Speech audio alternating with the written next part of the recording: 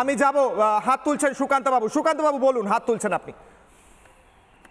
না, সমব্যথী প্রকল্পটা কথা উনি বললেন, কিন্তু ঘটনা হচ্ছে আজকে যখন উত্তরবঙ্গে তিনি উত্তরবঙ্গ হাসছে বলা হচ্ছে, উত্তরবঙ্গ সুইজারল্যান্ড হয়ে গেছে। সেখানে আজকে উত্তরবঙ্গের আমরা মানুষ, জলপাইগুড়ি, কোচবিহার, আলিপুরদুয়ার, জলপাইগুড়ির মানুষ, ধূপগুড়ির মানুষ কি পরিস্থিতিতে আছে উনি জানেন? আজকে কার্নিভাল হওয়ার অর্থ সেই মানুষগুলোকে লজ্জা দেয়া। কারণ ধূপগুড়িতে যেভাবে মানুষ আশ্রয় নিয়েছে ছাদের ওপরে, কোথাও যেটা 1 নং ইয়েতে পোড়াঝড়ে, সেখানে হরপা বানে 200 বাড়ি ভেঙে গিয়েছে।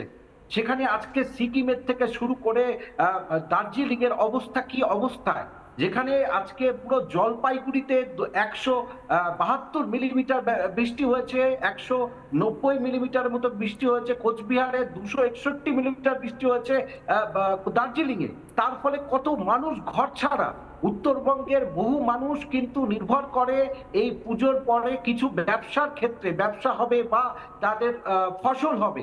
সেখানে আজকে তাদের জমির কি অবস্থা, সেখানে পর্যটকদের ছেড়ে দিন, আপনারা এখানে উত্তরবঙ্গে ঘুরতে আসবেন, খুব ভালো কথা, কিন্তু যেখানে উত্তরবঙ্গে পর্যটনকে এত গুরুত্ব দেওয়া হয়, সেখানে মাদারিহাটের যে কাঠের ব্রিজটা বন দপ্তরের অধীনে, সেটা এক হালকা জলে ভেঙে গিয়েছে। বহুদিন থেকে রক্ষণাবেক্ষণ হয় না।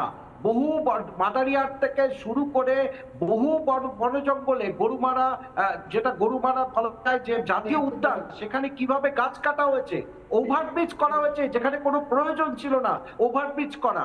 আজকে তোরসা নদীতে কেন এত কাঠ ভেসে এসছে, এর কারণ হলো যেটা একটু আগে কিশলয় বলছিল, গাছগুলো কেটে কেটে শেষ করে দেওয়া হয়েছে। ওপর থেকে যদি বার্ড হাই ভিউ নেওয়া যায় তাহলেই বোঝা যাবে গরুমারা জাতীয় উদ্যান থেকে শুরু করে জলদাপাড়া কিভাবে যেই বাস্তুতন্ত্রকে নষ্ট করে ফেলা হয়েছে। তারপর যেখানে ওভারব্রিজ প্রয়োজন নেই সেখানে ওভারব্রিজ করা হচ্ছে, আর যেখানে ওভারব্রিজের প্রয়োজন সেখানে নেই। উত্তরকন্যা নন ফাংশনাল অ্যাডমিনিস্ট্রেটিভ একটা বিল্ডিং তৈরি করা হয়েছে, যেখানে কোন রকম ভাবে বিরোধী দলগুলোও কিন্তু কোনো একটা ডেপুটেশন গেলে তাকে আটকে দিতে হয়। তাহলে সেই উত্তরবঙ্গ যখন কাঁপছে, যেখানে দার্জিলিং, কার্শিয়াং, কালিম্পংয়ে ভুটান অলরেডি সতর্কতা জারি করেছে, টালা ড্যাম, তাদের ওয়াং নদীর টালা সুইচ গেট, সেটা অলরেডি যান্ত্রিক ত্রুটি ধরা পড়েছে। এরপরে জলপাইগুড়ি, আলিপুরদুয়ার বিস্তীর্ণ অঞ্চল, 1968 সেই জলপাইগুড়ি স্মৃতি ভেসে আসছে, যেদিন লক্ষ্মী পুজোর ঠিক 2 দিন আগে বন্যার কবলে পড়েছিল জলপাইগুড়ি। সেই দিনগুলো কিন্তু আমাদের মাথায় আসছে। তখন আজকে সেই কার্নিভালে কোমর ধরে নেচে সেটা কি প্রমাণ করতে চাইছেন মুখ্যমন্ত্রী, যে উত্তরবঙ্গ শুধু ঘুরতে আসা হবে, এখান থেকে রেভিনিউ কালেক্ট হবে। একটু আগে সজলদা বলছিল সত্যি কথা, আনন্দ হবে, আনন্দ কেন হবে না? সেই আনন্দ কি উত্তরবঙ্গকে নিরানন্দে রেখে?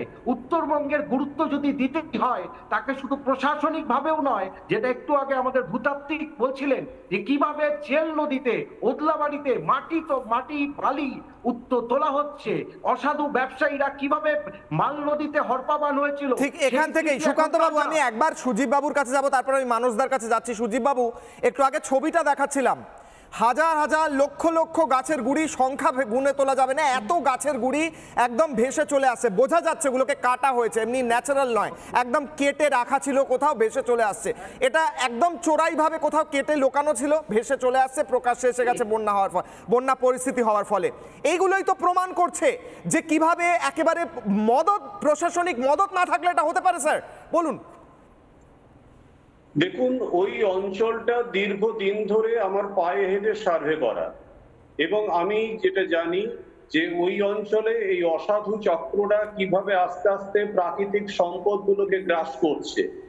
এবং যেটা গুরুত্বপূর্ণ বিষয় সেটা হচ্ছে উত্তরবঙ্গের উন্নয়ন যে কিভাবে করা যেতে পারতো, সেটা যদি উত্তরবঙ্গ সম্পর্কে একটু ধারণা থাকে তাহলে পরিষ্কার সেটা জানা যায়। এক্ষুনি আপনাদের কোনো একজন আলোচক বলছিলেন যে মানে যে প্রাকৃতিক বিপর্যয়ের কাছে মানুষ মাথা নত করে। প্রাকৃতিক বিপর্যয়ের কাছে আমরা অবশ্যই মাথা নত করি, কিন্তু এটা ভাবলে চলবে না যে সমস্ত জায়গার প্রাকৃতিক বিপর্যয়ে আমরা মাথা নত করবো বা করব।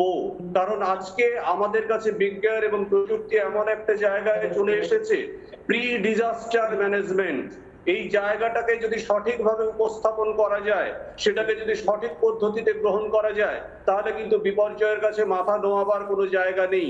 হিমালয় পার্বত্য অঞ্চলে বন্যা হবে, এটা খুব অস্বাভাবিক একটা ঘটনা, কারণ এত খাড়া ঢাল, ভূমিভাগের এত বৈচিত্র্য, ভূমিভাগের এতটা বন্ধুরতা, অথচ সেখানে বন্যা হচ্ছে, জল পাস করতে পারছে না। কেন পারছে না? তার কারণ হচ্ছে আমাদের অপরিকল্পিত উন্নয়ন, আনওয়াইজ ডেভেলপমেন্ট, আনওয়াইজ গ্রোথ। আপনারা দেখবেন যে নদীর পাড়ের প্রান্তবর্তী অংশে যেখানে যেখানে বাড়িগুলো ধসে পড়ছে, সেখানকার ছবিগুলো যদি দেখেন, দেখবেন একদম নদীর পাড়ের উপরে বাড়িগুলো ঝুলন্ত অবস্থায় রয়েছে। কার পারমিশনে বলুন তো এই ধরনের বাড়ি পাহাড়ি অঞ্চলের নদীর উপরে তৈরি করা যায়? তার মানে টোটালি বিষয়টা হচ্ছে একটা বিপর্যস্ত পরিকল্পনা সম্পর্কে ধারণার অভাব, চূড়ান্ত একটা ভ্রান্তি কাজ করেছে, যার ফলে আলটিমেটলি আমাদের মনে হয়েছে যে হয়তো আমরা উত্তরবঙ্গ নিয়ে প্রচুর কিছু করে ফেললাম, উন্নয়ন করে ফেললাম, কিন্তু বেসিক্যালি উত্তরবঙ্গ ধীরে ধীরে ধীরে ধীরে আরো পশ্চাৎবর্তী। উত্তরবঙ্গ আস্তে আস্তে হারিয়ে যাচ্ছে মানচিত্র থেকে। আমরা যদি এখনো উত্তরবঙ্গকে সঠিকভাবে ধরতে না পারি, তাহলে ভবিষ্যতে কিন্তু এই উত্তরবঙ্গ আমরা আর খুঁজে পাবো না। এখন বিষয়টা হলো যে রাজনীতি একটা পদ্ধতি, আর প্রাকৃতিক বিপর্যয় সেটা হচ্ছে আর একটা দিক।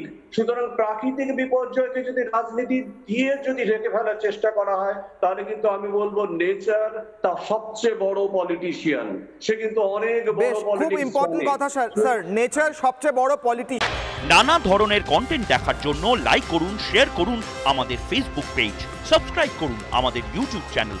পাশাপাশি অন্যান্য ব্রেকিং নিউজের জন্য অবশ্যই চোখ রাখুন রিপাবলিক বাংলায়।